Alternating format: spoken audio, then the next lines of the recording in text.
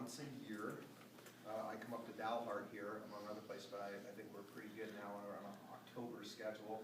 And what I do is I bring up a bunch of materials for the museum and for your high school to use. These are things that are connected to the job that I have at WT, which is to work with a small part of a collection from a place in Indiana called the Remnant Trust.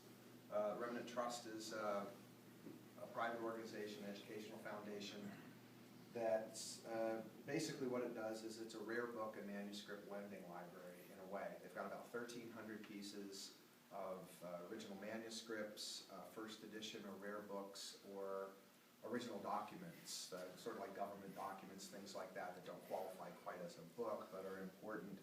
And the themes around which these pieces are collected are very big, broad themes, but one is traditions of political liberty, so books that have to do with politics, books that have to do with philosophy, history, those kinds of things are collected, and also works on the tradition of human dignity.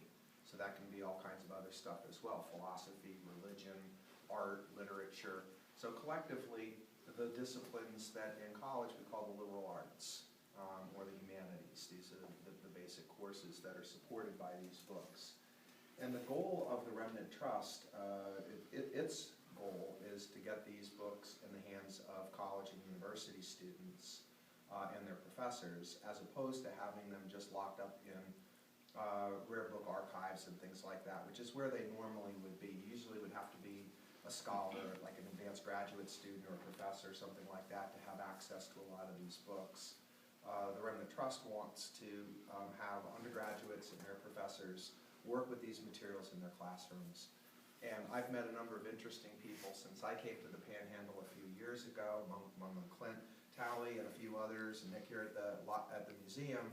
But in the high schools, which is what the kind of the original prompt, I got the idea that high school students would benefit in the same way that my students at WT do, or students at other universities where Remnant Trust materials go.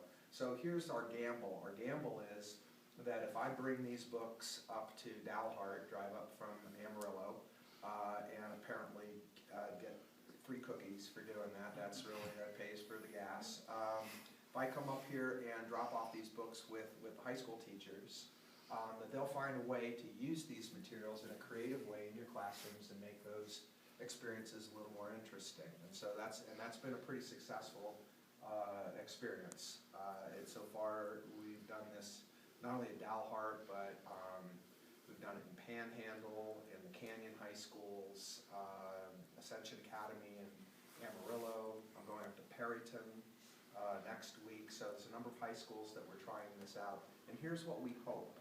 This is why we're doing this. What I believe is that something different happens when you read stuff in these versions of these books than happens if you read this stuff in other versions. And there's a lot of other versions that you're going to read this in. You might get excerpts in textbooks. You might be able to read things online digitally. You might read stuff in a Penguin Classic paperback edition, or even in a fancy contemporary edition, like maybe something out of like the Great Books of the Western World set that families have in their houses, sometimes 54 volumes or whatever that's up to these days. I think something different happens with these works than happens when you read stuff in those versions, although my hope is that you'll read stuff in those versions too, that the two will work together.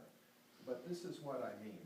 And if I had my glasses, this would be a lot easier than it's going to be, but I'm going to do a lot of this.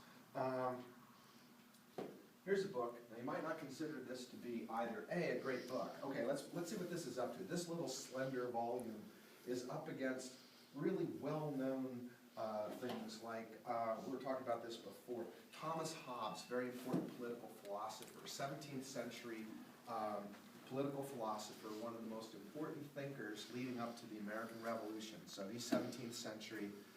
Founding fathers, obviously looking back 100 years at all kinds of different writers.